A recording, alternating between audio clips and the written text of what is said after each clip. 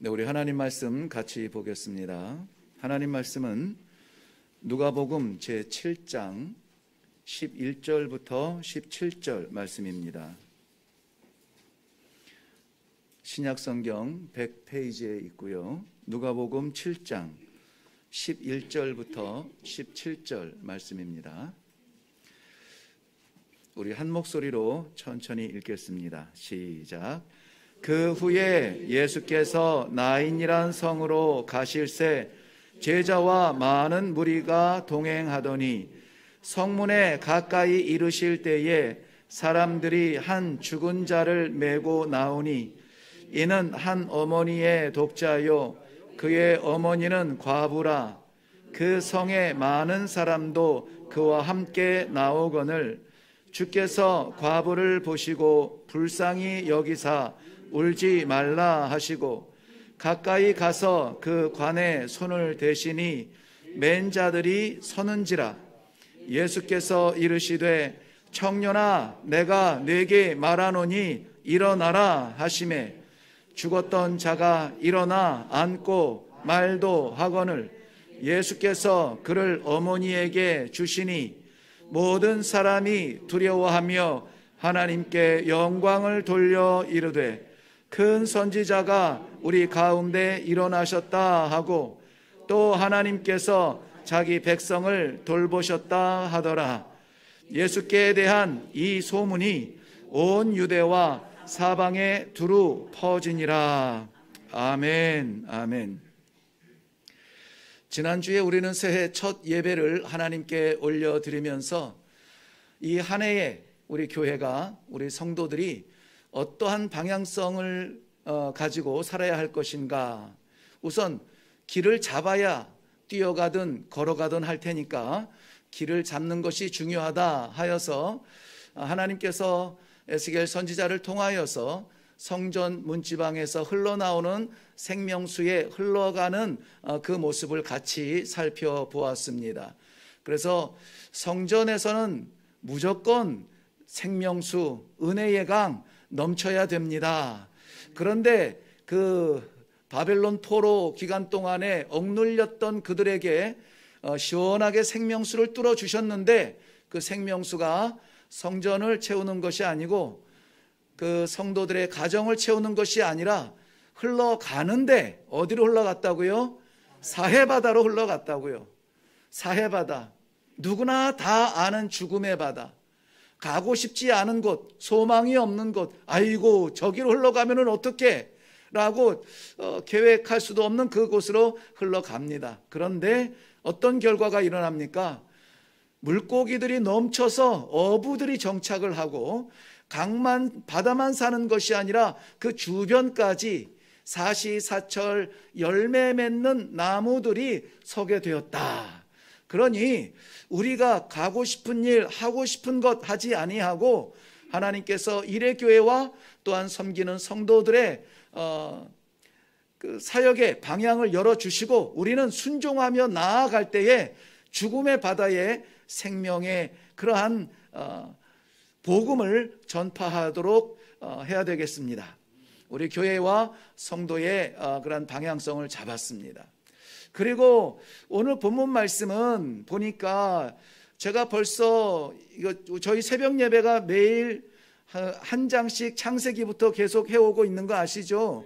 지금 갈라디아서를 하고 있는데 불과 몇 개월 전 7월 달에 어느 새벽날 아침에 이 누가복음 17장을 우리가 7장을 묵상하면서 이본문으로 잡았더라고요. 뿐만이 아니라 2년 전에 우리 새해를 열면서 그때는 어떤 때였냐면은 코로나가 한참 심할 때였어요. 그래서 모든 것이 위축받고 있을 때에 맞습니다. 코로나로 인해서 어렵습니다. 예배도 어렵습니다. 우리 어디 가는 것도 두렵습니다. 그렇지만 우리 주님께서 함께 하시면 울지 말라, 울지 말라. 상황 보면서 울지 말고 주님의 역사를 소망합시다 하는 그러한 제목으로 말씀을 나눈 적이 있어요. 그래서 그때 제목이 울지 말라였죠. 혹시 기억나시나요? 네, 울지 말라. 그래서 눈물을 닦고 한번 힘을 얻어서 일어났던 본문 말씀입니다. 그런데 올해 이레교회가 20살이 되었습니다. 그래서 올해 우리는 무조건 아무튼 이 주제에 미쳐 있어야 됩니다. 20살 청년 이래, 20살 청년 이래. 이제까지는 뭐 신앙생활의 연수를 떠나서 아이처럼 받는 것으로만 만족하고 사탕에만 단맛 느끼고 뭐 우리 채우는 것에 집중하는 거였다면은 이제는 20살 청년답게 20살 청년이면은 이제 대통령도 뽑을 나이죠. 투표할 나이가 됐죠. 군대도 갈 나이가 됐죠. 사회와 민족을 위해서 뭔가 헌신할 것을 꿈꿀 수 있는 나이가 됐죠. 그러한 저력을 한번 우리 보여줍시다 하는 마음으로 청년 이래라고 하는 그 주제를 가지고 2023년을 시작했습니다. 방향성은 잡았습니다. 그렇다면 우리는 어떻게 일을 해야 될까요? 우리 자력으로는 어렵습니다. 형편도 아직 나아진 것이 별로 없습니다. 그렇다면 이 본문 말씀을 통하여서 청년아 일어나라 하는 우리 주님의 그 뜨거운 음성을 우리가 들을 수 있기를 바라고요. 어떠한 형편이든지 우리 주님의 명령 따라서 벌떡 일어나서 맡기신 사명 감당할 수 있는 우리 교회와 성도들 되시기를 바라는 마음으로 오늘 말씀을 다시 묵상합니다. 아무튼 이렇게 하나님께서 중복적으로 겹쳐서 허락하실 때에는 우리가 집중해야 됩니다. 네, 두 번 다시 이 설교를 할 것 같지는 않아요. 왜냐하면은 목사가 5년 안에 같은 본문을 3번 설교했으면은 그거는 다 한 거예요. 다 한 겁니다. 만약에 이랬는데도 이 본문의 은혜를 받지 못하면은 이거는 제가 석고 대죄해야 됩니다. 우리 성도님들은 그저 마음은 열고 오늘 이 말씀의 은혜를 받으시기를 바랍니다. 오늘 11절 말씀 보면은 이 말씀의 배경이 되는 곳이 어디냐면 그 후에 예수께서 나인이란 성으로 가실새 그랬습니다. 이름하여 나인성이라고 하는 곳으로 예수님께서 가시고 계십니다. 나인이라고 하는 자리가 어디냐면은 우리 다른 성경에서는 이거 많이 안 나와요. 뭐 예루살렘이나 갈릴리나 이렇게 자주 등장하는 것이 아니라 여기만 나오는 데예요. 이 나인성의 위치가 어디냐면은 예수님 고향 어디죠? 나사렛. 그렇죠. 나사렛에서 한 10km가 조금 안 되는 거리 남쪽으로 있습니다. 그러니 그렇게 멀질 않아요. 게다가 오늘 7장 1절 말씀 한번 보실래요? 예수님께서 모든 말씀을 백성에게 들려주시기를 마치신 후에 어디로? 가버나움으로 들어가시니라. 가버나움이라고 하는 성에 들어가셔서 백부장의 종을 고쳐주시는 내용이 1절부터 10절까지가 나와요. 그 가버나움으로부터는 한 40km가 조금 안 되는 남서쪽에 있습니다. 그러니까는 이 나인이라고 하는 성이 그 나사렛에서도 멀지 않고 가버나움, 우리 주님의 역사가 나타나는 가버나움에서도 그리 멀지 않은 곳입니다. 나인성 잘 모르는 분들도 많을 거예요. 그런데 나인성이 굉장히 유명한 자리입니다. 왜냐하면은 나인성 벌써 띄었네요. 예, 나인성이라고 하는 그 위치에서 바라다보는 전경입니다. 여러분 이스라엘 하면은 어떤 환경이 떠오릅니까? 광야, 그렇죠. 광야, 거친 들, 사망의 음침한 골짜기, 막 이런 것들이 떠오르죠.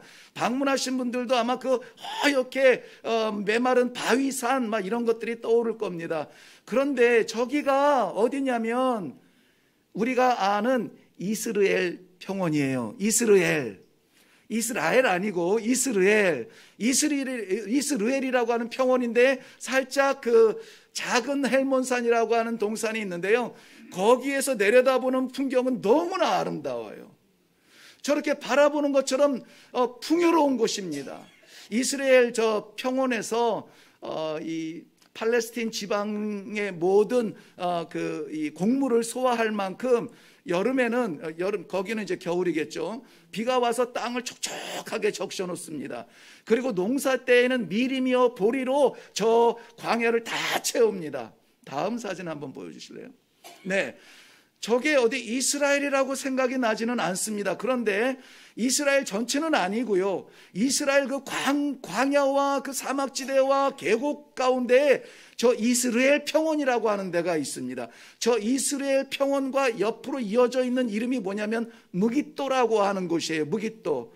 여러분 그 말세의 아마겟돈 전쟁 아시죠? 그래서 이 아마겟돈이 무깃도에 있는 그 땅이라는 의미예요. 그러니 저 평원이 얼마나 넓으냐면은 갈멜산에서도 내려다 보이는 평원이거든요. 그래서 세계 전쟁이 여기서 일어난다 해도 믿을 만큼 그렇게 넓고 그런 풍요로운 땅이에요. 자, 이 땅이 얼마나 아름답고 얼마나 좋은 곳이냐면 열왕기상 21장에 보면 당시에 북이스라엘, 남유다와 북이스라엘에 분리된 나라 가운데 북이스라엘의 왕이 누구냐면 아합이라는 왕이 있었습니다. 아합이라는 왕이 사마리아에 둥지를 틀었지만은 왜 우리 그 서울에 대통령 그 집무실이 있어도 별장은 좋은 데 있잖아요. 아합 왕의 별장이 어디 있냐면은 바로 저 이스라엘 평야가 내려다 보이는 이 나인성 주변에 같은 동산에 이렇게 있었습니다. 그러니 쉴 때는 가서 저렇게 아래를 척 내려다보면은 얼마나 마음이 편안해지고 얼마나 좋은지 몰라요. 그래서 그 땅을 공유하고 있는 나봇이라고 하는 사람의 포도원조차 욕심이 내서, 그러니까 저 땅에서 자라는 것은 풍요롭습니다. 그러니까 나봇의 포도원에서 나오는 그 포도도 굉장히 극상품의 포도가 나오는 거예요. 그러니까는 왕이라도 다 가졌는데도 이것까지 차지하고 싶은 거죠. 왜? 저러한 광경을 다 품을 수 있으니 얼마나 좋아요. 그래서 나봇을 죽이고 그리고 땅을 빼앗습니다. 그만큼 욕심이 나는 땅이에요. 이스라엘 하는 뜻은 뭐냐면은 하나님이 뿌리셨다 이런 얘기예요. 사람이 개간한 데가 아닙니다. 하나님께서 농사를 하셔서 먹을 수 있도록 하나님이 뿌려놓은 땅이다. 이러한 의미의 그러한 이스라엘 평야입니다. 그 평야를 내려다보면서 품고 있는 데가 어디냐면 바로 나인성이에요. 그래서 이 나인성의 이름도 좋다, 아름답다 이런 뜻이에요. 훌륭하다 이런 뜻입니다. 우리에게 허락하여 주신 것들을 가만히 보면은 넉넉한 것들이 있습니다. 그동안에 특별히 궁핍하게 살지 않았고 그동안에 하나님께서 허락하여 주신 아름다운 것들이 많이 있습니다. 풍요로운 것들이 있습니다. 건강이 있고 재산이 있습니다. 손 벌리지 않아도 됩니다. 그저 이만하면 좋겠다라고 말할 수 있는 그러한 우리의 삶의 자리가 있습니다. 거기가 어디예요? 나인성의 자리예요. 그런데 예수님께서 나인성에 가까이 가실 때에, 그러니까 나인성에 아직 들어가지는 않았습니다. 나인성에 가까이 가실 때에 한 여인을 만납니다.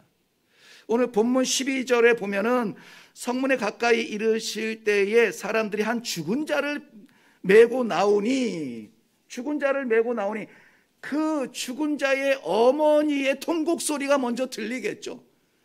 거의 울면서 끝났다라고 땅바닥을 치는 그 어머니의 발자취.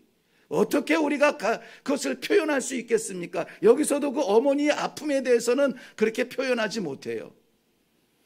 저는 이 상여가 나가는 것을 어렸을 때 시골에서 좀 많이 본 기억이 있습니다. 사람들이 줄을 이어서 가고 앞에 상여를 메고 가는데 아이고 하면서 그 몇 사람이 계속 울어대고 막 쫓아가면서 그 아픔을 그 상여치고 빨리 가는 사람 못 봤습니다.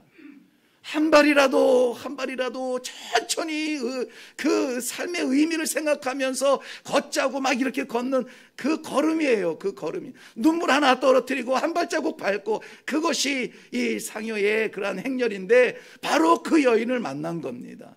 그 여인을 성경에서는, 본문에서는 뭐라고 표현했냐면은 과부라 이렇게 표현해요. 이스라엘 백성들의 사회적 위치에서 가장 낮은 자리, 가장 그 밑바닥의 삶이 있는데 두 부류의 사람이 있습니다.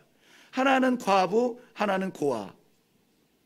그래서 고아와 과부는 어떤 교제 대상이 아니라 늘 구제 대상이에요. 그래서 하나님께서 이스라엘 백성들에게 이 윤리적인 법을 줄 때에도 너희가 추수할 때에 땅바닥에 떨어지는 곡식은 줍지 마라.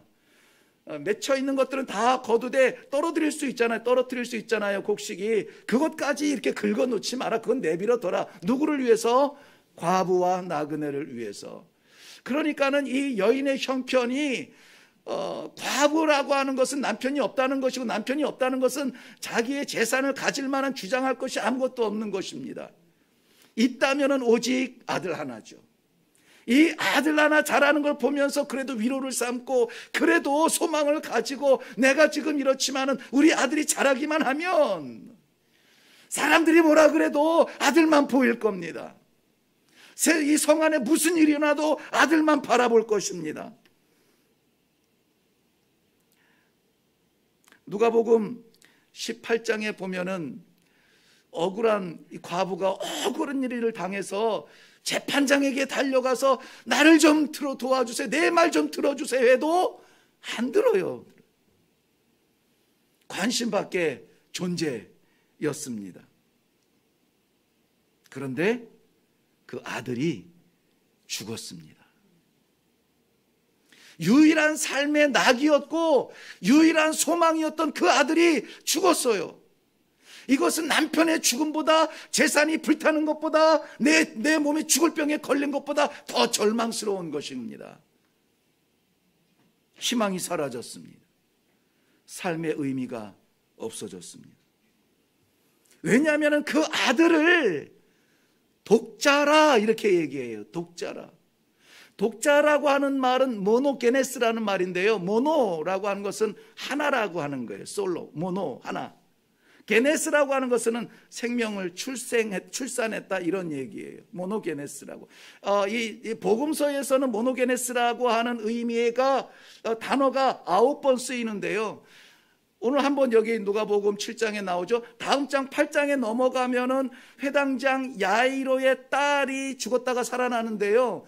이 야이로의 딸을 뭐라고 설명하냐면 12살 됐대요. 12살 된 딸인데 어떤 딸이냐? 나의 외딸입니다.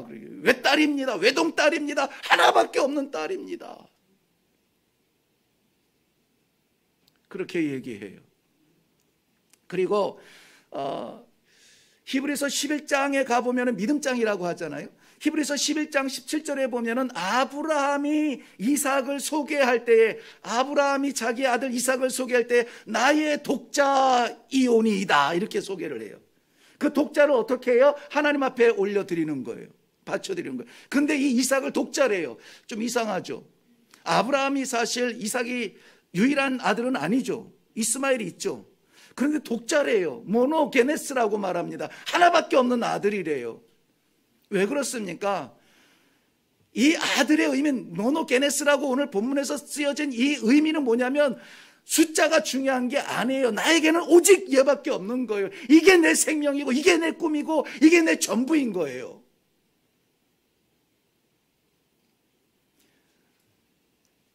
우리에게 그런 것이 혹시 있습니까? 그리고 예수님께서 변화산에서 변화되시고 내려왔을 때 귀신 들린 아들을 데리고 나온 아버지가 갈급한 마음으로 도와달라고 그렇게 얘기해요. 그럴 때 그 귀신 들려서 불에도 던지우고 막 이런 안타까운 모습의 그 아들을, 이는 내 하나밖에 없는 외아들입니다. 내 외아들입니다. 그때도 이 모노게네스라는 말을 써요. 자, 이 9번을 이 복음서에서 독자라는 말을 표현하는데 나머지 5번을 요한복음에서 사용을 하거든요. 요한복음에서 예수 그리스도를 소개할 때에 이 모노게네스라는 말을 씁니다. 바로 이 예수 그리스도가 하나님의 유일한 독생자이신 외아들이신 예수님, 유일한 생명의 길을 딱 하나밖에 없는 그러한 존재가 죽은 거예요. 끝난 겁니다. 여인이 어떤 소리 어떤 모습으로 통곡하고 좌절하고 미친 것처럼 막 옷을 찢어 발리고 머리에 이 죄를 뒤집어 쓴다 해도 그럴만 해요. 이유가 있어요. 이유가 됩니다. 왜 저래? 그럴 사람이 없어요. 바로 이러한 좌절의 현장, 거기에 예수님께서 만나시는 거예요. 개인적인 일이 아니라 사람들도 다 거기에 동의합니다. 그러니까 많은 사람들이 그 행렬에 따라오면서 모든 것을, 마지막 유일한 소망을 잃어버린 이 여인을 안타까워하면서 동행해 주고 있습니다. 땅을 쳐도 가슴을 쳐도 시원치 아니할 그 자리에서 예수님은 이 여인을 향하여서 이렇게 말합니다. 울지 말라. 울지 말라. 우리 삶의 현장에도 이 못지않은 일들이 있을 수 있습니다. 아픔이 있을 수 있고요. 그 아픔은 충분히 이유가 있을 수가 있습니다. 이해할 수 없는 중병이 걸리고 넘어설 수 없는 질병 속에서 연약함으로 눈물을 흘릴 때도 있습니다. 열심히 뛰었지만 실패할 수도 있습니다. 그렇게 했는데도 아무도 알아주지 못할 때가 있습니다. 도대체 나는 어떤 존재이냐 무력감에 빠질 수가 있습니다. 그것으로 인하여서 우리는 사는 것이 두려워질 수가 있고 낙이 없을 수가 있습니다. 동의합니다. 이해합니다. 공감합니다. 중요한 것은 뭡니까? 그렇게 계속 갈 것이냐 아니면 거기서 예수님을 만날 것이냐. 상황과 형편이 중요한 것이 아니라 주님이 거기에 계시냐 안 계시냐, 이것이 오늘의 스토리를 완전히 180도로 바뀌어버려요. 죽음의 길로 갈 것이냐 생명의 길로 열리는 것이냐. 우리는 욥의 가정을 잘 기억하고 있습니다. 욥은 당대의 의인이라고 했습니다. 그런데 욥기 2장에 보면은 욥의 재산 목록이 쭉 나오죠. 뭐가 소가 몇 마리고 나귀가 몇 마리고 막 나와요. 근데 그게 얼마나 많은지 우리는 감을 못 잡아요. 많기는 많은데 얼만치 많은지 몰라요. 2절 욥기 1장 2절에서 욥의 재산 목록을 쭉 나열한 다음에 그는 당대의 동방에서 가장 훌륭한 자라 이렇게 얘기해요. 재산이 많다고 훌륭해요? 그건 아니죠. 그냥 번역이 훌륭한 자라고 번역했지, NIV 영어 성경에 보면은 the greatest man 이라고 되어 있어요. greatest man, the greatest man. 동방에서 정말 최고로 대단한 사람이에요. 최고로 대단한 사람이에요.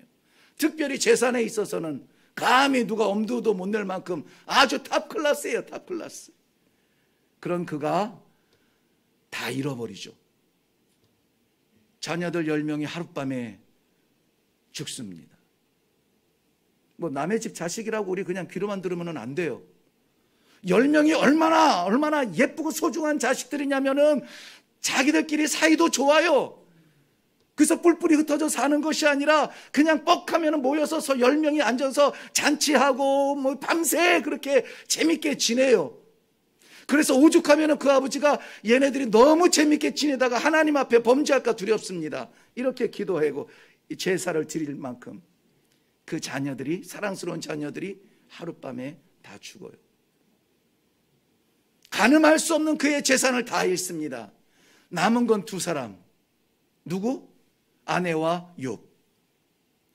그 아내는 뭐라고 하냐면은, 아니 지금 우리 형편 좀 보라고, 당신 몸뚱아리 좀 보라고, 꼬라지 좀 보라고, 다 빼앗기고 다 불타버리고 다 도망가고 남은 것 하나도 없이 이 텅 빈 마당에 앉아서 돌로 벅벅 긁고 있는 당신 이 꼬라지 보라고. 이래도 하나님을 믿냐고. 차라리 하나님을 저주하고 죽으라고요. 부드럽게 하나님을 저주하고 죽으라 이렇게 했겠지만은 그 표현이, 그 날카로운 그 표현이 들리지 않습니까?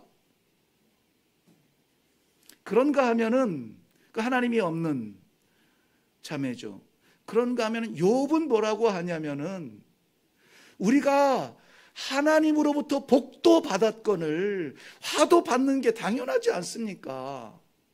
복을 받았거든 화도 받는 게 당연하지 않습니까? 하고 그 입술로 하나님 앞에 범죄하지 아니하였다, 이렇게 설명하고 있어요. 욥기 19장 25절 말씀에는 이렇게 고백합니다. 내가 알기에는 나의 대속자가 살아 계시니 마침내 그가 땅 위에 서실 것이라. 욥이 다른 게 있었습니다. 뭐냐면 하나님께서 살아계심을 믿은 거예요. 지금 당장에 내가 겪는 이 화가 두렵고 눈물 나고 답답하고 한심한데 이게 끝이 아니라는 것을 알아요. 왜? 나는 죽는데 하나님이 살아계시니까. 하나님이 살아계시고 살아계신 하나님이 나를 돌봐주시면, 오늘 본문 말씀의 결론도 하나님이 그의 백성을 돌봐주신다라고 끝나요. 나를 돌봐주시면 되는 거예요. 그것이 죽음의 행렬일지라도 생명의 축제로 변화가 되는 것입니다. 우리 주님이 세우시면 서세요. 우리의 이성이 망했다, 끝난다, 도망가자, 이거 큰일 났다 라고 우리를 분주하게 할 때에도 우리는 주님의 음성을 사모해야 됩니다. 하나님은 뭐라고 하시는가? 주님은 뭐라고 하시는가? 내 앞에 펼쳐진 상황은 관짝이고 사람들의 통곡소리고 내 찢어지는 가슴인데 그 앞에 떡하니 계신 분이 누구라고요? 우리 주님이라고요. 그 주님이 뭐라고 하신다고요? 울지 말라. 울지 말라. 14절 말씀 보니까 예수께서 가까이 가서 그 관에 손을 대시니 그랬어요. 예수께서 가까이 가서 그 관에 손을 대시니 맹자들이 서는지라 그랬습니다. 하나님의 생명의 현장이 되는 순간입니다. 거기는 많은 사람들이 다 예수님을 주목하고 있어요. 저런. 아니 저런. 보통 다 이렇게 비껴설 텐데 예수님은 오히려 그 앞에 가는 겁니다. 죽음의 행렬 앞에 가는 거예요. 그리고 손을 내밀어서 그 관을 잡습니다. 그러니까 여기에서 그 메고 간 사람들이 서는지라가 이 서는 게 자연히 이 발걸음이 스톱됐다는 말이 아니라 깜짝 놀라서 서는 거예요. 이 사람 이거 왜 이래? 왜냐하면은 그 유대 전통에 의하면은 죽음의 원인은 죄입니다. 죽음의 원인은 죄예요. 아담과 하와가 하나님 앞에 범죄함으로 말미암아 한 사람의 범죄함으로 말미암아 사망이 이 땅에 들어왔다 그랬죠. 그래서 사람이 죽는다는 것은 결국은 우리의 죄 때문입니다. 이렇게 되는 거예요. 그러니까 사람의 죽음을 만지면은 안 됩니다. 그 만지면은 누구라도 7일 동안은 부정한 거예요. 제사장도 부정한 겁니다. 그래서 7일 동안의 성결의 기간이 꼭 필요합니다. 그런데 예수님이 그걸 만져요. 깜짝 놀라죠.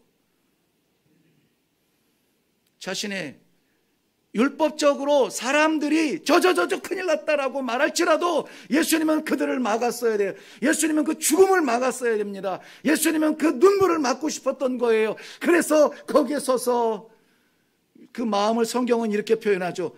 불쌍히 여기시고 가까이 가서 손을 내밀어 만져주셨다는 겁니다.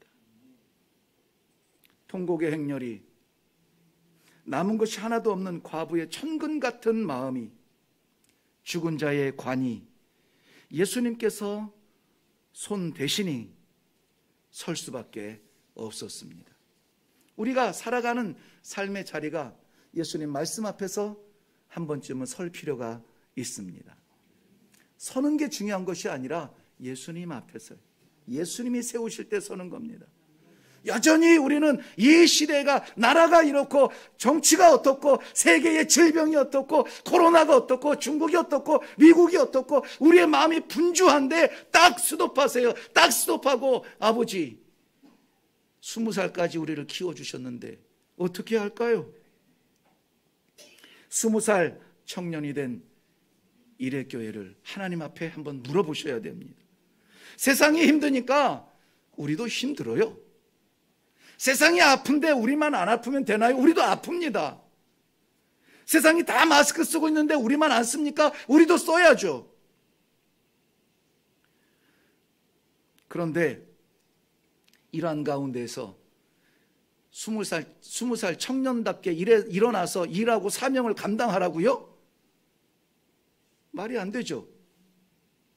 아직 돌아오지 않았는데, 아직 펼쳐지지 않았는데, 아직 회복이 안 됐는데 하나님께서 연초부터 우리들에게 사명을 부어주십니다.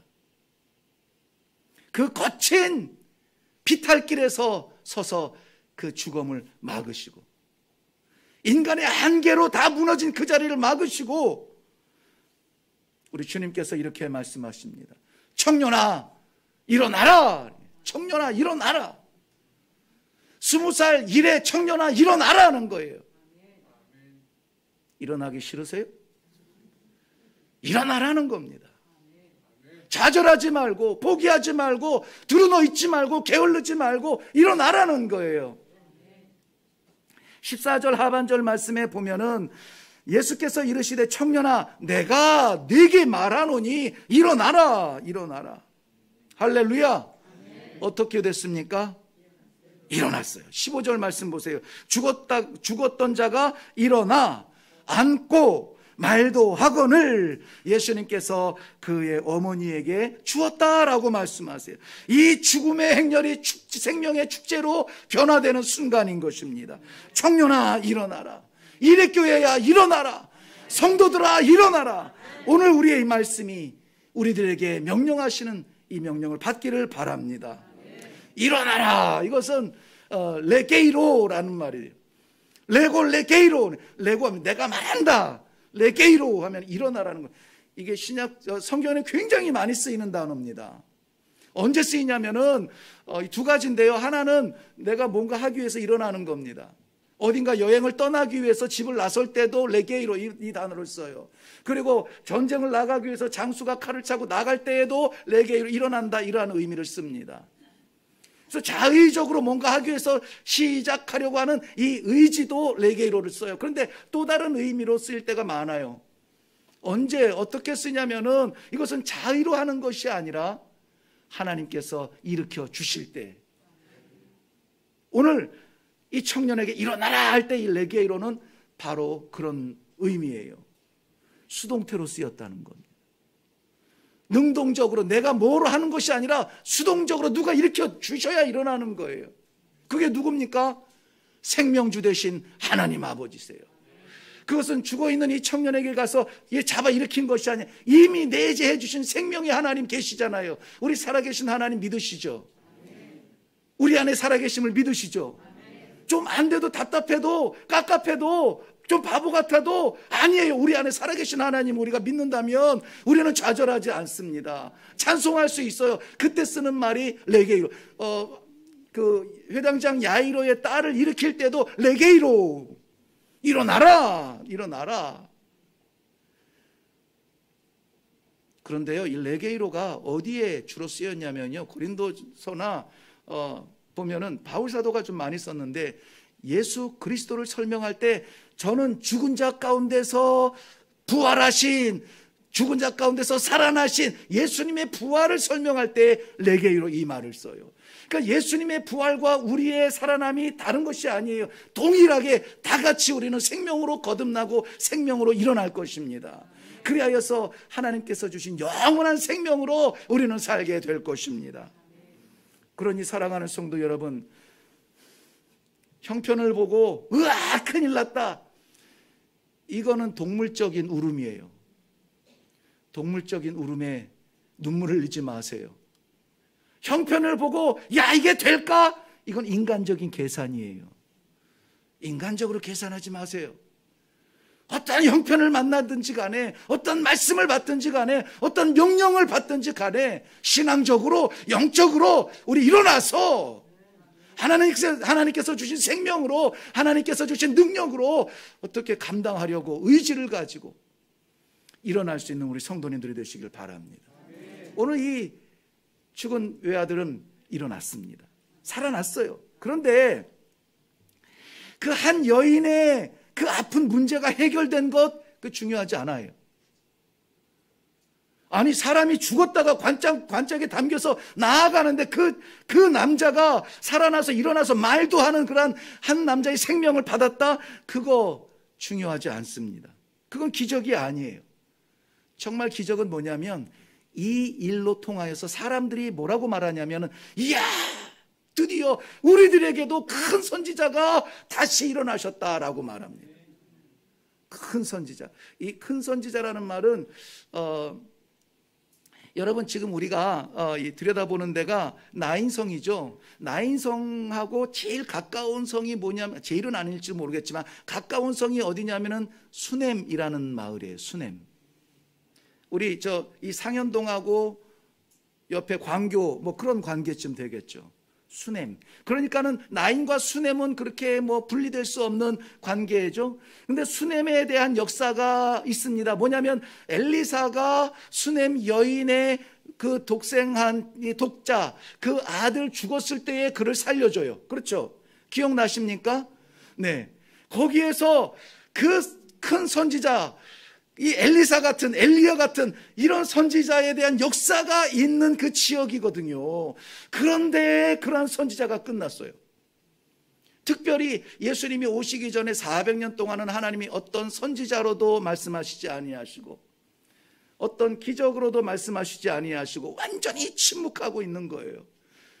그런 가운데 저들이 예수님께서 생명을 살리는 것을 보니까는, 야, 드디어 우리에게도 큰 선지자가 오셨구나, 엘리사와 엘리야 같은 그러한 선지자가 일어났다라고 하는 소망을 갖게 됩니다. 뿐만이 아니라 이 소망이 그 지역을 살리는 것이 아니라 하나님이 우리를 돌보셨다라고 표현합니다. 오늘 본문에서는 다 찾아가지는 못합니다만은 하나님께서 우리를 돌보셨다. 이 돌본다는 말이 쳐다본다는 말이 아니에요. 의사가 왕진 가서 환자를 치료한다라고 할 때 쓰는 말이 여기 돌본다는 말이에요. 그러므로 저들의 역사적으로 묶여있던 고민들이 해결이 되고, 육체적으로 한계를 느끼면서 당할 수밖에 없었던 죽음이 생명으로 변하고, 하나님의 말씀이 딱 닫혔었는데 드디어 하나님께서 이 큰 선지자를 보내주심으로 말미암아 하늘문이 열렸다라고 외치는 겁니다. 그런데 그것이요, 나인성에서 끝나지 않아요. 우리 마지막 절 한번 같이 읽겠습니다. 시작. 예수께 대한 이 소문이 온 유대와 사방에 두루 퍼지니라. 아멘. 봤죠? 한 여인의 문제가 해결된 게 아니고 한 남자가 죽었다 살아난 것이 아니라 이 예수에 대한 소문이 온 유대와 사방으로 퍼졌다. 거기에서 하나님께서 생명주 되심이 증거되어지고, 복음의 외인이었던 우리도 이 말씀을 받게 되고, 우리는 죽음의 자리인데 하나님이 손대시면 살아나는구나. 우리는 안 되는 자리인데 하나님이 명령하시면 살아나는 거구나. 보이지 아니하는 깜깜한 2023년 3년 1년이지만 하나님과 동행하면 우리는 살아나겠구나 하는 이 믿음의 의지를 가지고 시작할 수 있는, 그래서 청년아 일어나라, 저쪽 산에다가 대고 외치는 그런 메아리가 아니라 오늘 우리 이레교회에 이 20살 청년의 가슴에, 오늘 우리 성도님들에게 그 뜨거운 믿음에 하나님께서 말씀하여 주시는 줄로 확실히 믿습니다. 일어나시기 바랍니다. 기도하겠습니다. 하나님께서 사랑하시는 백성들, 그저 그렇게 살아가는 날들이 아니라 하나님의 놀라우신 이름이 증거되어지며 죽음의 땅에 생명을 심고 죽어져가는 영혼의 생명의 소망을 주는 엄청난 사명의 자리에 불러주시고 올해는 그렇게 살자 다짐하게 하시니 감사합니다. 우리의 실력으로, 우리의 재주로, 능력으로 하는 것이 아니라 주님 만날 때에 이런 역사가 나타날 줄로 믿습니다. 주의 사랑하는 백성들, 주의 사랑하는 재단 20살 이래 청년 여하나님께서 함께하여 주사 이 놀라운 역사가 글로 담겨져 있는 성경 말씀이 아니라 이 시대 이 당대에 우리의 삶의 현장에 나타날 수 있는 놀라운 축복의 말씀이 되게 하여 주시옵소서. 감사드리며 예수님의 이름으로 기도하옵나이다. 아멘.